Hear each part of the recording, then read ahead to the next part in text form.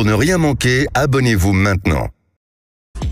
Idéalvoyance.fr, coaching de vie spirituelle par téléphone, chat et email présente. Sud Radio, c'est votre avenir. Trina Magdine, Alexandre Delevanne. Bonjour à tous, bienvenue dans C'est votre avenir. Jusqu'à 17h, vous avez la parole sur Sud Radio. Vous êtes invités à venir témoigner, à venir nous raconter vos angoisses, vos inquiétudes, vos colères et vos incertitudes. Donc si vous avez des questions sur votre vie sentimentale, professionnelle ou familiale, eh bien venez nous en faire part dès maintenant. Au 0826 300 300, notre coach intuitif Alexandre Delevanne vous donnera son ressenti et ses conseils. Bonjour Alexandre. Bonjour Trina, bonjour à tous. Comment allez-vous aujourd'hui ? Je vais bien, merci. Et bon, vous ? oui, alors venez nous rejoindre sur le Facebook Live ou sur notre chaîne YouTube parce qu'il faut absolument que vous voyiez la chemise d'Alexandre. Alors vous êtes très argentin aujourd'hui. Oui, vous faites très argentin. Oui, j'ai le tango en moi, on va dire. Oui, je la suis levé chemise comme ça, avec les roses rouges, la queue de cheval, enfin le man bun. Oui, le man bun, oui, queue de cheval. La petite barbe. Oui, écoutez, vous savez, des fois le matin vous vous réveillez avec des humeurs où vous avez besoin de renforcer votre énergie avec des couleurs. Et, enfin, en tous les cas, moi je fonctionne beaucoup et je crois que tout le monde fonctionne aussi de cette manière-là.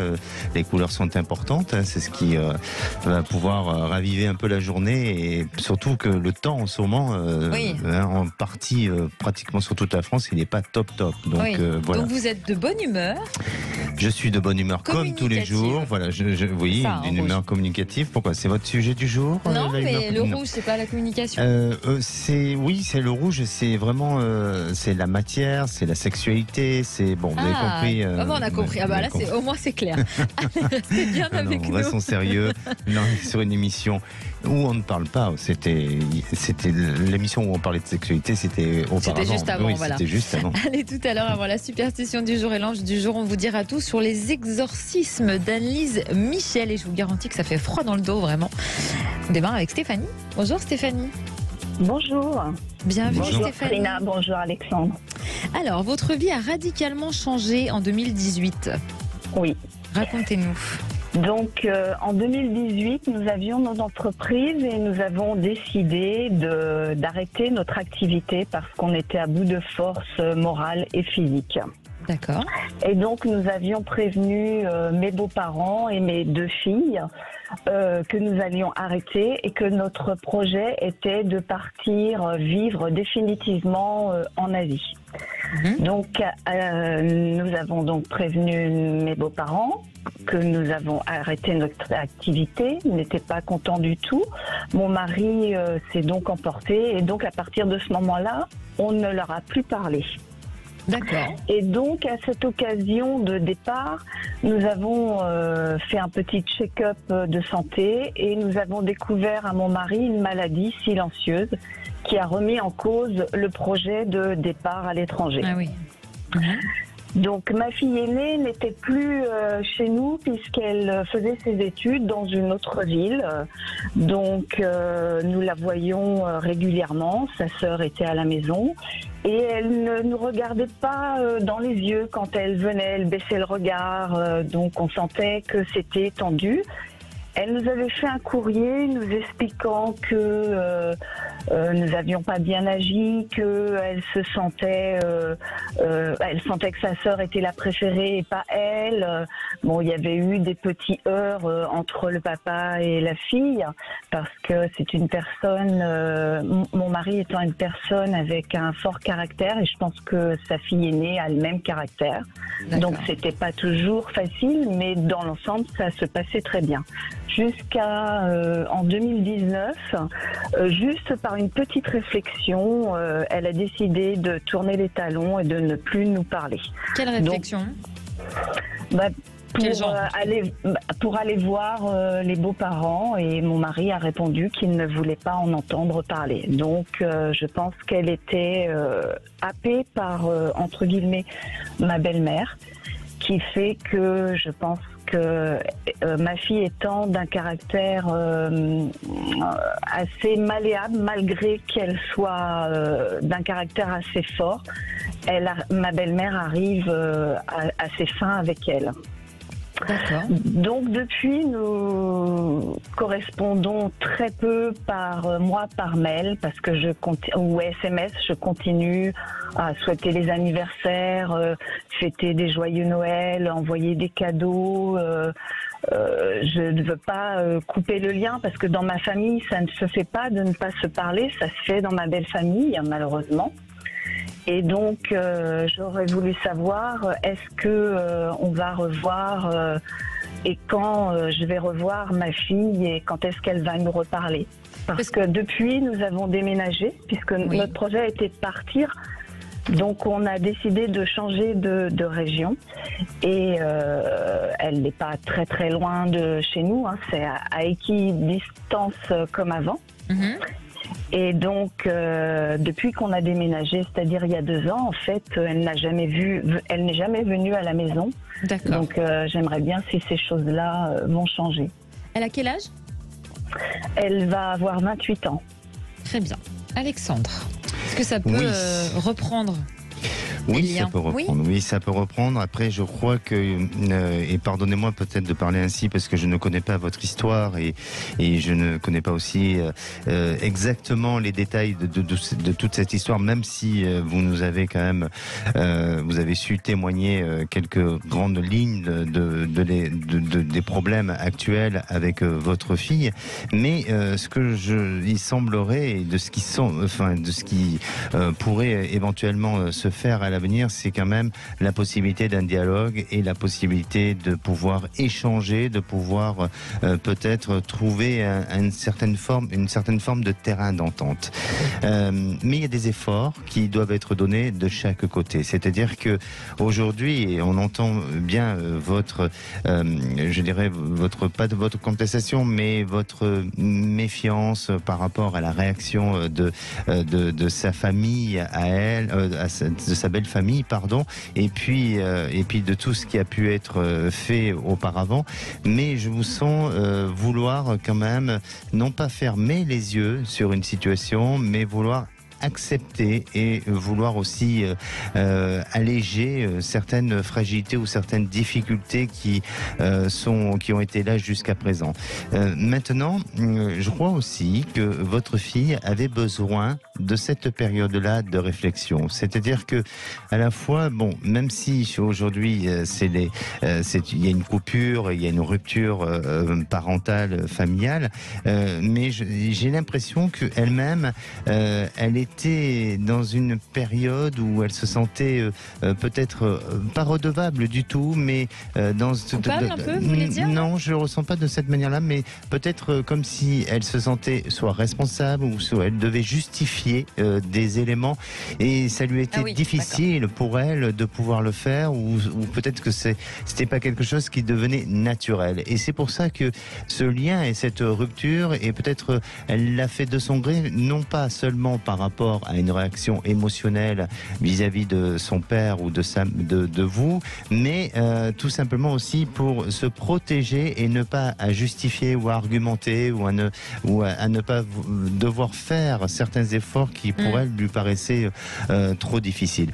Alors oui, c'est compliqué, et oui, ça fait mal, bien entendu, quand on a un enfant qui se sépare, enfin, ou qui s'éloigne de nous, mais vous verrez que progressivement, il y a cette envie de se réconcilier, il y a cette envie de reprendre le dialogue ensemble, autant de votre côté que de son côté à elle.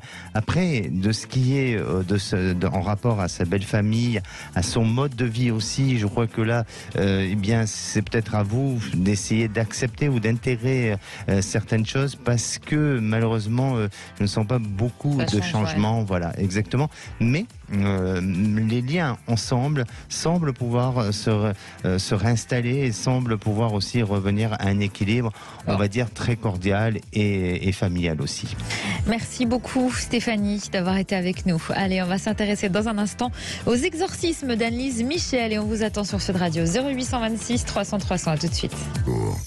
Trina, aujourd'hui vous allez nous parler de l'exorcisme d'Anne-Lise Michel. Des exorcismes, parce que elle vous en a allez fait voir qu'il n'y plusieurs. en a pas qu'un seul, loin de là. D'accord, ok. Bon, Alors, elle est née intéressant. le 21 septembre 1952 en Allemagne de l'Ouest au sein d'une famille très croyante. Quelques années auparavant, en 1948, sa mère avait donné naissance à une fille illégitime prénommée Martha. Malheureusement, elle est morte à l'âge de 8 ans d'une tumeur et pour la famille, ça a été le signe d'une punition divine. Et c'est à partir de là que tout a basculé. Ah oui, alors quelle tournure ont pris les choses? Alors d'abord, Anne-Lise est tombée gravement malade de la tuberculose. Elle en a guéri, donc elle a repris une vie normale jusqu'à ce qu'elle ait des difficultés à marcher et à parler. Puis elle a commencé à voir des visages de diables sur les murs, des diables avec 7 cornes. Quelque temps après, une force invisible s'en est pris à elle régulièrement en la soulevant, en la projetant sur le sol, à tel point qu'elle était très souvent blessée au visage et à la tête et que la plupart de ses dents étaient cassées. À l'âge de 16 ans, elle a été prise de sérieuses convulsions. Un neurologue l'a donc diagnostiquée épileptique et elle a été internée. Elle s'est encore plus réfugiée dans la foi et pendant ses prières, elle voyait des visages démoniaques et elle entendait des voix. Jusque-là, rien de paranormal. Tout le monde a déjà parfois des perceptions de voir, par exemple, des diables, avec cette corne. En étant soulevé et projeté. Moi, ça m'est jamais arrivé personnellement. Essayez d'aller un peu plus loin dans cette recherche. Alors, quand a commencé ces exorcismes-là? Eh bien, en 1973, elle s'est mise à craindre les crucifix et les objets religieux. D'accord. Et elle-même était persuadée d'être possédée. Donc, ses parents ont contacté le père Renz, qui a fait le premier exorcisme. Il a ordonné au démon de sortir du corps d'Anne-Lise et elle s'est jetée sur lui sauvagement en lui arrachant son chapelet.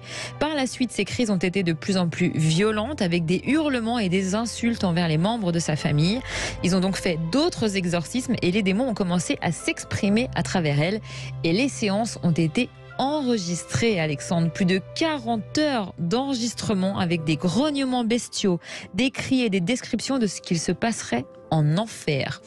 Pour attester de tout ça, Anne-Lise avait souhaité que les enregistrements soient rendus publics, mais l'Église s'en serait emparée et les aurait classés confidentiels pendant les 30 années qui ont suivi. En 10 mois, elle aurait subi 67 exorcismes. Écoutez, oui, au moins elle s'est exprimée avec sa voix et tout ça. Bon, voilà. Et puis c'était après, pas elle qui s'exprimait apparemment. Oui, et puis on peut tous craindre des crucifix, on peut tous avoir peur de ce genre de choses. Et alors, vous relativisez beaucoup parce que vous avez peur. C'est ça. Non, mais bon, ça peut nous arriver par moment d'avoir des perceptions, des visions. On peut avoir peur de son ombre parfois aussi, vous savez. Parler en connaissance de cause, on dirait. Bon, peut-être aussi. Alors, comment ça s'est terminé? Parce que là, ça manque un petit peu de croustillant. Ah bah dis donc, je sais pas ce qu'il vous faut. Et bien un jour, elle aurait vu la Vierge Marie pendant un pèlerinage qui lui aurait annoncé que les démons qui la possédaient la quitteraient le 31 décembre. Donc ce jour-là, les parents ont organisé un autre exorcisme et Anne-Lise aurait déclaré à la fin: je suis complètement libre maintenant, c'est tellement merveilleux, totalement libre. Elle est morte le 1er juillet de la même année pendant son sommeil et elle a été enterrée aux côtés de sa sœur Martha dans un coin du cimetière normalement réservé aux suicidés. Il y a eu une enquête sur sa mort et le procureur de la République a déclaré que la mort d'Anne-Lise aurait pu être évitée. Les 2 prêtres ont été accusés d'homicide par négligence et depuis, la mère d'Anne-Lise a affirmé que l'entité démoniaque se trouvait toujours chez elle et qu'elle se manifestait régulièrement. Oh, la fin est triste. Ah bah oui. Ah oui. Et vous savez que son histoire a inspiré 2 films, L'exorcisme d'Émilie Rose et le film Requiem. Ah oui. Je vous conseille pas de voir chez vous parce que c'est pas sympa. Oui. Hein? Ça va, c'est assez croustillant ou toujours oui, pas? non, mais vous savez, dans les hôpitaux psychiatriques, il y a souvent des personnes comme ça qui... Bien sûr. Alors après, c'est difficile d'arriver à identifier un véritable phénomène paranormal et un véritable trouble psychiatrique, parce que parfois c'est seulement, et souvent de fois, c'est souvent plus un trouble psychiatrique qu'un phénomène paranormal. Alors, je pense qu'il y a des questions que je suis sûre que se posent nos auditeurs. Est-ce que vous avez déjà traité un cas d'exorcisme? Alors, moi, j'ai jamais traité un cas d'exorcisme, mais par contre, j'ai eu des personnes qui, étaient en réel dédoublement et qui étaient possédées. Ça, ça m'est arrivé plus d'une fois d'avoir été face à ce genre de personnages-là, oui. Incroyable. Caroline nous a rejoint. Bonjour Caroline. Oui, bonjour Trina, bonjour Alexandre. Bienvenue bonjour. Caroline, vous nous appelez d'où? Je vous appelle de Corrèze. Très bien. Alors, vous n'arrivez pas à quitter votre compagnon? Ah non, pas du tout. Expliquez-nous alors. Alors, je vous explique. Je vis actuellement donc une relation de 2 ans et demi. Oui. Et j'avais, c'était pour faire part donc sur un questionnement que j'ai sur le futur de cette relation. Mhm. C'est quelqu'un qui est relativement instable dans son comportement et sa façon d'être. Oui. Donc, c'est-à-dire que sur ces 2 ans et demi de relation, c'est quelqu'un avec qui je me suis séparée plus d'une dizaine de fois. Mhm. Donc, au départ, ça venait de moi, puisqu'effectivement, son comportement instable me faisait fuir. Et sur les derniers temps, c'est plutôt lui qui désirait arrêter la relation. D'accord. Avec des moments de pause où ça pouvait aller jusqu'à 15 jours, 3 semaines sans nouvelles, Mhm. ou même complètement me bloquer, où je ne pouvais plus avoir de contact avec lui. Ah, d'accord. Et c'est Voilà. lui qui revenait quand même ou Oui. Oui, C'est d'accord. toujours lui qui revient, D'accord. toujours. Donc vous en êtes où aujourd'hui? Alors aujourd'hui, nous sommes toujours ensemble.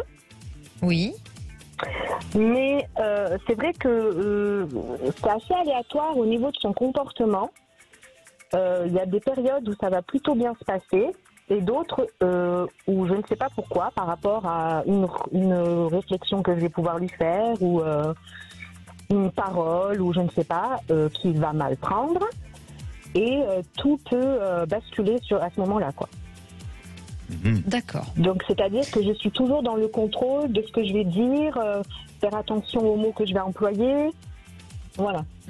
Alexandre, que ressentez-vous sur l'avenir de cette relation? Écoutez, alors pour moi, déjà, Caroline, je vais vous demander de penser à cette relation et de me donner une couleur, s'il vous plaît.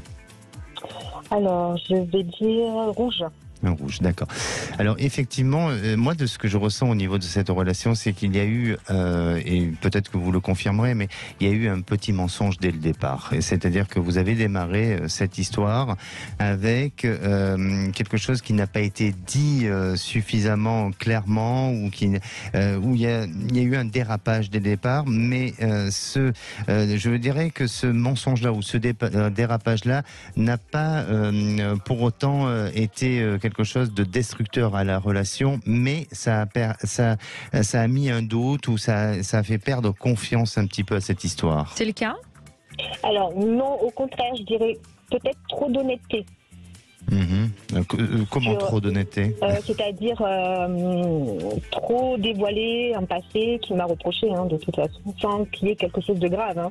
Mais trop en savoir, justement, avoir été trop honnête avec lui. D'accord, mais je vous parle pas forcément de vous, peut-être par rapport à lui. Peut-être lui, oui, effectivement. Et pour moi, c'est ce que je ressens du fait que ça a faussé un petit peu ou que ça a fragilisé un petit peu l'histoire. Bon, en tous les cas, ça c'est mon ressenti. Et si il s'agit d'un mensonge, peut-être qu'il n'a pas été dévoilé jusqu'à présent, ou les choses sont restées un peu encore dans l'état du secret. Maintenant, sur votre relation, alors oui, il y a effectivement des doutes, il y a des remises en question. Est-ce qu'il n'y a pas un jeu aussi qui s'est installé dans cette histoire de manipulation autour de ça?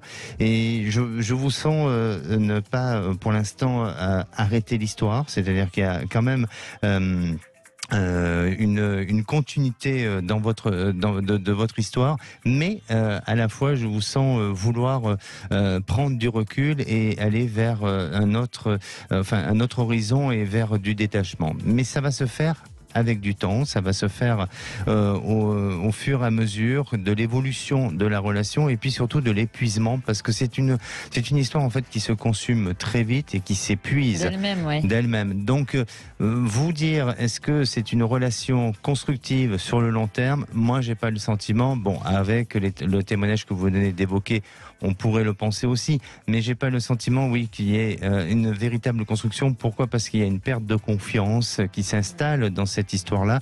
Et puis surtout, vous allez prendre une décision d'ici la fin de l'année sur une volonté peut-être de changer votre destin affectif. Merci beaucoup Caroline d'avoir été avec nous sur Sud Radio. Allez, venez nous rejoindre au 0826 300 300 si vous voulez nous poser vos questions comme Marion. Au bout de 3 mois de relation, son compagnon lui a avoué qu'il était en couple avec une femme, elle aussi en couple. Elle a quand même décidé de continuer leur histoire, mais l'autre femme a découvert leur relation et s'est mise à harceler Marion. Et la suite, c'est dans un instant. Sud Radio, c'est votre avenir. Trina Magdine, Alexandre Delevanne. De retour dans C'est votre avenir, toujours avec notre coach intuitif et médium Alexandre Delevanne avec sa jolie chemise rouge à fleurs aujourd'hui. Je vais vous offrir de mes fleurs que j'ai sur ma chemise. Hein. Je vais vous en offrir, vous inquiétez pas. Allez, alors c'est la superstition du jour, dites-moi. Et oui, aujourd'hui, la superstition du jour va être sur l'ombre d'une personne, d'un animal ou d'une plante. L'ombre, Oui, d'accord. l'ombre. Justement, tout à l'heure, Oui, dans pour votre ça. sujet précédent, on a parlé de ce qu'on pouvait percevoir dans l'imaginaire ou vraiment dans ce qui peut se vivre produire. de manière paranormale. Et là, je ne vais pas vous parler de Lucky Luke, hein, vous savez, l'homme qui tire plus vite que son ombre. D'ailleurs, vous connaissez le nom de son cheval ? Ah, laissez-moi jusqu'à la fin de la Bon, chronique. ok, d'accord, Je vais retrouver. Alors, Je le sais. dans les superstitions et dans certaines légendes urbaines, on dit que les vampires peuvent tenter de vous voler votre ombre. Ah, Est-ce que bah, vous avez déjà entendu parler de ça ? Non, pas du tout. Jamais. Alors, selon mes sources et les propos bien sûr recueillis, il y a un rituel à faire pour éviter de se faire voler son ombre, c'est de planter un clou sur la surface où elle se trouve au niveau de la tête. Alors, Ah bon ? j'aimerais quand quelle même... horreur. Oui, non mais Trina, réfléchissez, j'aimerais qu'on m'explique comment faire pour planter un clou au niveau de la tête de son ombre. Si vous arrivez vraiment à le faire, eh bien là, vous êtes peut-être un génie. Ouais, ça c'est clair. Parce que quand on se déplace, l'ombre se déplace. Enfin, c'est une question de gymnastique. En effet. Bon, voilà. Alors, on dit aussi le fait de marcher sur l'ombre de quelqu'un. Eh bien, cette personne pourra être blessée plus tard. Alors, dans ce cas, il vaut mieux éviter d'aller vous balader dans une rue piétonne, parce que là, Alors là, c'est clair. vous êtes tous à la fin de Alors la là, rue. Hein, ouais. vous imaginez, par Une exemple, vous baladez rue Sainte-Catherine à Bordeaux, la rue piétonne fait 1 kilomètre. Jolly Jumper. Ça y est, ça me revient. Ah oui, merci Maxime. Non, notre non, je réal. vous jure, je le savais. Je vous jure, je le savais. Je le jure, Oui, je le savais. Non, mais on vous croit, mais quand même, ne jurez Il pas. m'a juste confirmé. Il vous a C'était juste... bien ça. Oui, effectivement, c'était bien lui. Par contre, vous m'aurez posé la question, j'aurais pas pu vous le dire. Ah donc, bon ? Je croyais que vous aviez la réponse sur votre feuille. Si, j'avais quand même la réponse. Je disais donc, oui, si vous marchez dans une rue piétonne et que vous marchez sur les Bordeaux. ombres des autres, vous risquez de les blesser plus tard. Enfin, Mais oui, ils en risquent effet. eux de se blesser. Je voudrais savoir comment on peut faire pour justement éviter ce genre de choses. Alors, toujours dans les superstitions, une personne qui ne possède plus d'ombre serait un signataire du diable. Alors, peut-être que la personne en question marche à l'ombre, tout simplement, comme ça, hein, voilà. Comme Renaud. Et voilà, et on dit aussi que l'ombre d'un arbre et d'une plante est bénéfique ou néfaste, comme celle du lotus, qui est réputé pour être salutaire.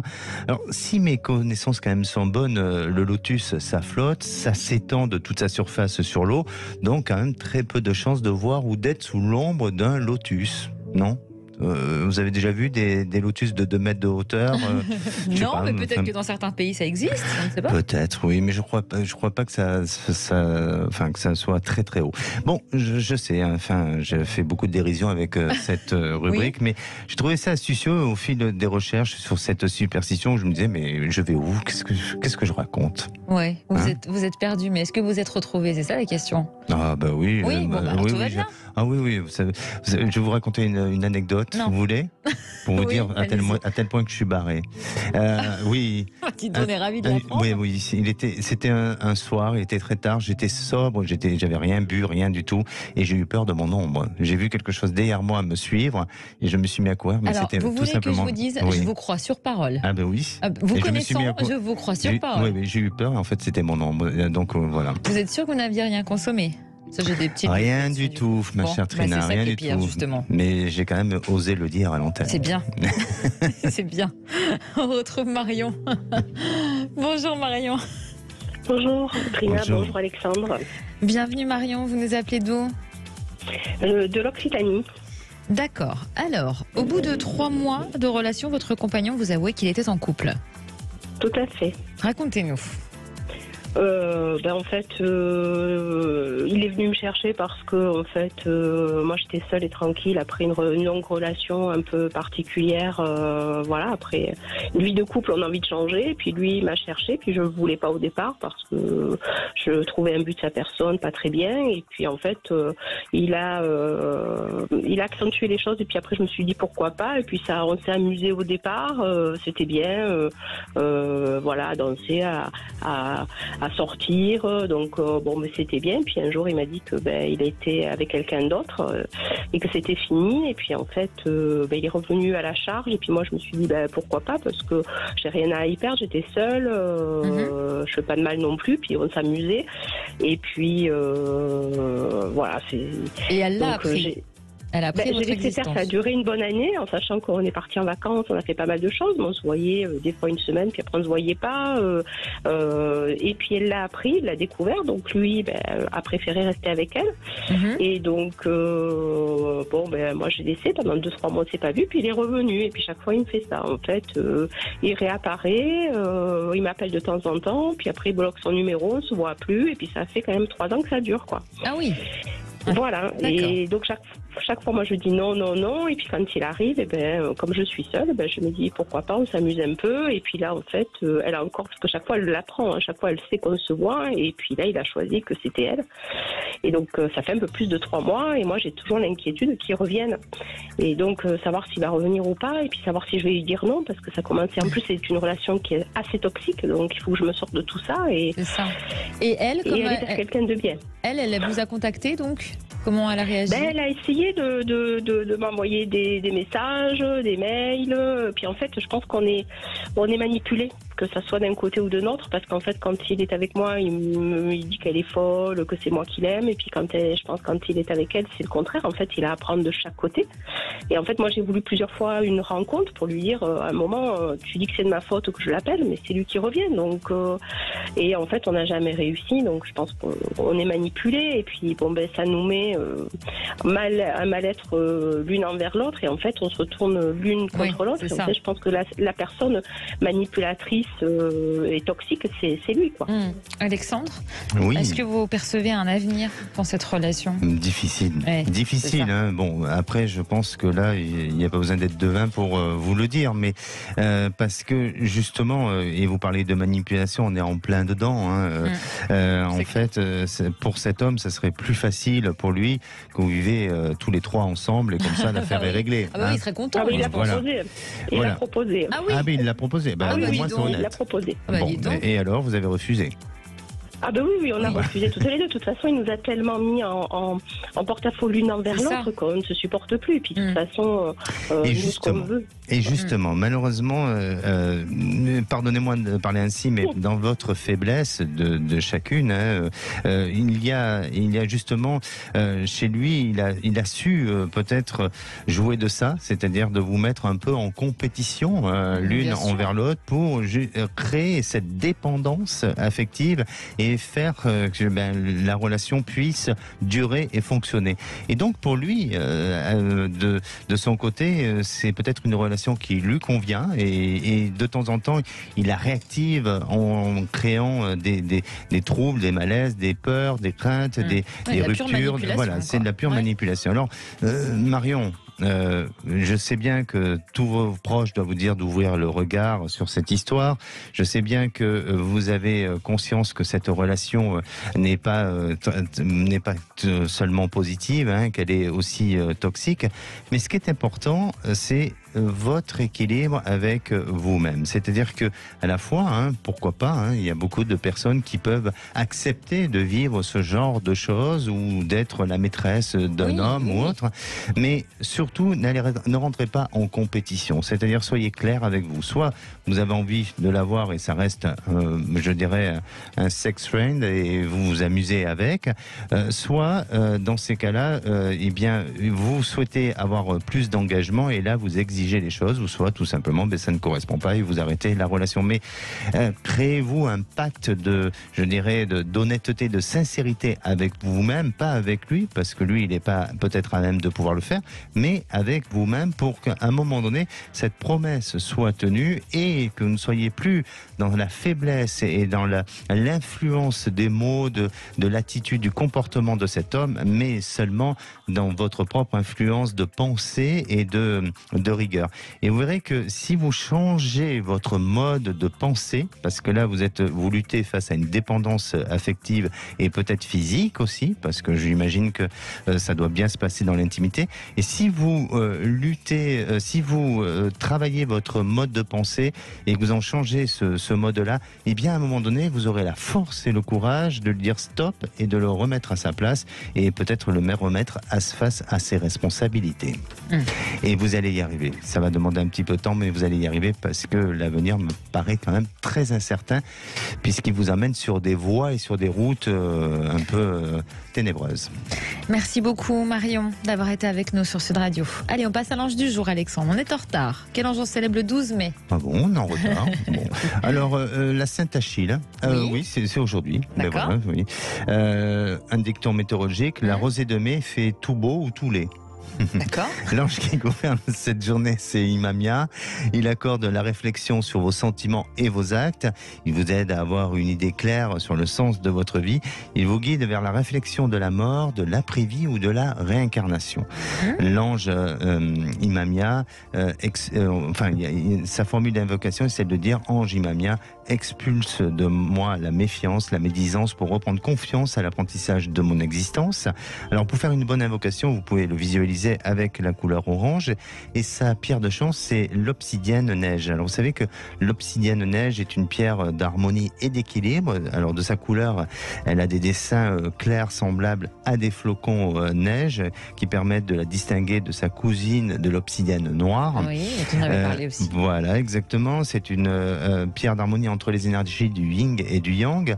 Et puis on dit que les parties sombres absorbent les énergies négatives alors que les parties claires, elle diffuse une énergie douce et positive. Elle travaille l'ancrage, elle vous fait travailler l'ancrage et aussi la concentration du moment présent. Un anniversaire du jour, vous savez, du grand chanteur Michel Fugain. Ah oui. Il y avait une chanson sur... il a bien sûr un répertoire. Voilà, il a un répertoire important. Mais vous en connaissez une de Michel Fugain, chanson? Oui, mais je sais plus le titre. Je me rappelle pas. C'est quoi le titre? Non, j'attendais que Maxime rebondisse. Notre réalisateur mais il lance l'extrait, mais ça vient pas. Bon. C'est oui. Écoutez, c'est pas grave. Il y en a Allez, beaucoup. On retrouve Linette. Bonjour Linette. Oui, bonjour. C'est loupé. Bienvenue Linette. Bonjour Trina, bonjour Alexandre. On vous écoute pour votre question. Alors, moi je vous appelle de la région d'Occitanie. Et si je vous contacte aujourd'hui, c'est pour savoir si Alexandre peut avoir un ressenti sur un projet de vie envisagé dans un autre département. En fait, ça fait des mois que moi et mon époux, on travaille, on essaie de finaliser un projet d'installation dans le département que moi j'ai quitté il y a plusieurs années volontairement pour un poste, donc professionnellement, pour un poste de la fonction publique, on va dire. Et pendant ce laps de temps de 4 ans, on a été séparés. Donc mon époux est resté dans l'ancienne région et venait me voir tous les week-ends. Au bout de plusieurs années, je l'ai encouragé à quitter son emploi. Donc c'est chose faite aujourd'hui. Mais je porte cette responsabilité assez lourdement, on va dire, de cette décision. Aujourd'hui, alors par peur de futures finances réduites à cause de la retraite et peut-être pour avoir la chance de solder un crédit de maison, on fait des démarches pour repartir dans cette ancienne région. C'est laquelle cette région? Le Tarn. D'accord. Voilà, et dans la même commune où on habitait, donc un lieu connu. Voilà. Et ce qui me tracasse, c'est que j'ai l'impression de porter encore ce projet, et que j'ai très peur de me tromper. Le projet de maison qu'on a, parce qu'on avance malgré tout, et il semble sympa. Les commodités de vie, bon, elles sont plus faciles parce qu'on les connaît déjà. Mais plus on s'implique dans le projet, plus je tremble. Et ma question, voilà, c'est de savoir si ça va me permettre de retrouver une voie apaisée et si au contraire ça risque de compliquer notre relation conjugale. Alexandre ? Alors, je comprends, hein, Linette, que vous ayez en vous des peurs, des craintes et des doutes sur l'avenir, parce que effectivement, vous portez un peu ce projet toute seule, mais pas tant que ça. Pas tant que ça, parce que pour moi, je sens que même si votre mari n'est peut-être pas très démonstratif à ce niveau-là et aussi très actif sur l'initiative de mettre en place le projet ou en tous les cas de le véhiculer, eh bien je sens qu'il vous suit dans ce que vous déciderez de faire et dans ce que dans le cheminement dans lequel vous allez aujourd'hui. Donc pour moi, je ressens effectivement un changement. Effectivement, je vous sens vous déplacer, vous installer dans cette région-là ou dans ce département et refaire ou reprendre un petit peu une vie que vous avez déjà vécue auparavant avec des habitudes peut-être même très vite, comme si il y avait juste eu jusqu'à présent une parenthèse dans votre existence de vie et ces habitudes-là vont très vite se réinstaller. Je ne vois pas vraiment, une coupure ou une rupture avec votre mari ou que ça se dégrade pour autant. Bien au contraire, ça va vous ressouder et renouer encore plus les liens. Eh bien, en tout cas, on vous le souhaite, Linette. Merci d'avoir été avec nous sur Sud Radio. Sud Radio, c'est votre avenir. Trina Magdine, Alexandre Delaval. De retour sur Sud Radio pour la dernière partie de C'est votre avenir. Dernière partie, on va conclure avec Aline. Bonjour Aline. Bonjour Trina, bonjour Alexandre. Bonjour. Alors Aline, vous avez des doutes sur la fidélité de votre compagnon? Oui, voilà, c'est ça, parce que je pense qu'il me manque maintenant. Ah, qu'est-ce qui vous fait dire ça alors? Il vous ment sur quoi? Oui, parce que là, bon, on a 23 km qui nous séparent quand il doit venir me chercher. Après, il se trouve une excuse, qu'il ne peut pas venir. Et ça fait plusieurs fois en suivant qu'il me fait le coup. D'accord. Et qu'est-ce qu'il vous donne comme excuse, par exemple? Il faut qu'il aille chez son papa ou que sa sœur, elle est en panne de quelque chose. Ou voilà, des excuses comme ça. Alors, vous êtes en couple depuis combien de temps? Non, on n'est pas en couple. Lui, il habite à 23 km de moi. D'accord, non mais vous vivez pas en couple, mais vous êtes en couple. Oui, enfin, oui, on se voit, oui, assez régulièrement, oui. D'accord. Alors, est-ce que vous lui avez fait part de vos doutes? Oui, je lui ai envoyé plusieurs messages et il ne me répond pas à mes messages. Ah, alors c'est-à-dire qu'il répond à côté ou vous n'avez pas plus de nouvelles?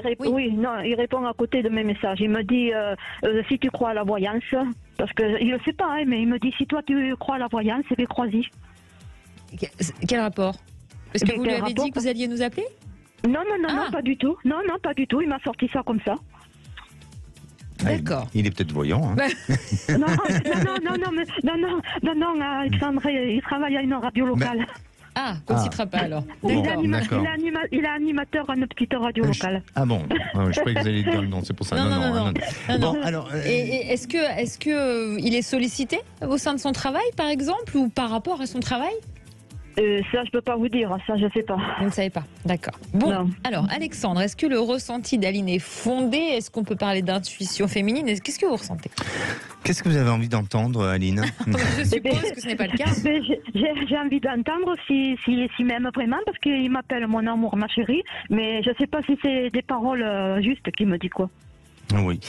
Bon, moi, je vous sens assez intuitive, Aline. Donc, vous avez un ressenti, il y a quelque chose. Après, ça ne trompe pas. Hein. Quand un homme est aimant, on le voit. Quand un homme joue avec nous, on peut le ressentir aussi. Donc, à vous de vous fier à votre intuition et à votre ressenti. Alors, pour moi, je pense que c'est quelqu'un qui a besoin de sa liberté, qui a besoin de son autonomie, qui a besoin de son indépendance, et il l'exprime bien par rapport à sa manière d'agir, à sa manière de faire vis-à-vis de vous. Et ça, même si vous êtes dans une autre intention, dans une autre projection avec cet homme, et aussi de manière globale sur la notion d'aimer, de partager et d'être aimé. Mais là, vous êtes face à un homme qui, lui, est peut-être pense différemment et a envie de se projeter dans une relation autrement et différemment. Et c'est ce qui fait toute cette différence-là.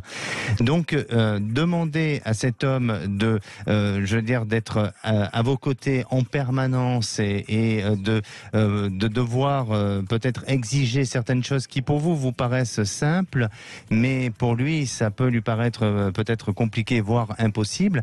Et donc, pour moi, j'ai vraiment l'impression qu'il y a effectivement l'envie de partager des choses avec vous. Il a l'envie peut-être de faire évoluer les sentiments, mais ensuite d'aller sur des grands projets de construction sentimentale. J'ai pas le sentiment qu'il soit prêt à vivre ce genre de choses, ou en tous les cas à s'investir sur ce genre de choses. Ensuite, est-ce qu'il est fidèle ou pas? Parce que j'imagine bien que votre question, elle est formulée de cette manière-là. Je sens pas une infidélité, je ne sens pas une fidélité non plus. Vous voyez? Il est peut-être séducteur alors. C'est voilà, ça. merci Trina, cherchez le mot. Je vous en prie. Ça y est, je me sens soulagé. Oui, il est beaucoup dans le jeu de séduction, mais attention, la séduction parfois peut amener à des choses, à des dérapages et voilà. Donc suivez votre intuition et puis écoutez votre cœur. Voilà, mais vous ne changerez pas. Il est comme ça. Merci beaucoup. Alors, vous pensez qu'il en a une autre à côté de moi? Il est séducteur. Je vois pas de relation extra-conjugale. Je ne vois pas vivre une relation extra-conjugale. Non. Est-ce que c'est quelque chose que vous avez ressenti chez lui, ce côté séducteur? Est-ce que c'est un côté assumé? Oui. Voilà, il est dans la séduction. Mais pour moi, il n'est pas dans un double jeu, il n'a pas deux relations. Il est juste dans cette notion de séduction. Mais comme je vous disais, à force d'être dans la séduction, parfois on peut aller sur des terrains dangereux et c'est pour ça. Donc vous verrez que de toute façon, vous n'aurez pas besoin, on va dire, d'une boule de cristal pour savoir, parce que votre intuition est suffisamment forte et elle vous éclairera suffisamment pour savoir à quel moment cet homme a dérapé, mais pour l'instant ce n'est pas le cas, Aline. Merci d'avoir été avec nous, Aline, sur Sud Radio. Merci, Alexandre. Rendez-vous lundi. On s'intéressera au chakra du cœur. Et moi, je vous donne rendez-vous dimanche à 18h pour le meilleur de Sud Radio. Bonsoir, mon cher Frédéric Brindel. Bonsoir. Ça y est, c'est branché. Alors, vous savez que c'est l'anniversaire de Michel Fugain aujourd'hui. Oui. Et vous chantiez Michel Fugain tout à l'heure. Oui. Et vous avez une très jolie voix. Ah, vous voulez avant que je vous parle des Avant ou après, comme vous le souhaitez. Fais comme l'oiseau, sa vie l'air pur et d'eau fraîche, un oiseau. Voilà comment on gagne des auditeurs. Derrière vous, il y a Cécile de Minibus. Je le sais. Elle fait la chorégraphie. Elle fait la chorégraphie. Elle danse. Allez, le menu. Chance d'ailleurs pour ceux qui ont YouTube, qui regardent Sud Radio sur YouTube. Ils verront d'ailleurs aussi qu'Alexandre est un séducteur avec une belle chemise comme ça. J'espère que lui non plus n'est pas sur un terrain dangereux. Bref, alors première question du jour. L'activité économique de la France fait-elle encore rêver les grandes entreprises? Vous avez vu, notre président est en visite aujourd'hui à Dunkerque. Attractivité de la France, c'est confirmé par une étude sur le continent européen. Nous essaierons de gratter un petit peu. Et puis nous nous intéresserons au rapport annuel concernant les prisons françaises. Respectent-elles les droits de l'homme? La question est véritablement posée. Nous recevrons d'ailleurs la contrôleuse générale des lieux de privation de liberté, Dominique Simoneau. Elle sera notre invitée. Vous voyez, des questions très précises, graves. C'est pour ça qu'on peut peut-être surquitter sur vous, les Sud-Américaines, sous le soleil des mers lointaines, attendez-moi. C'est beau.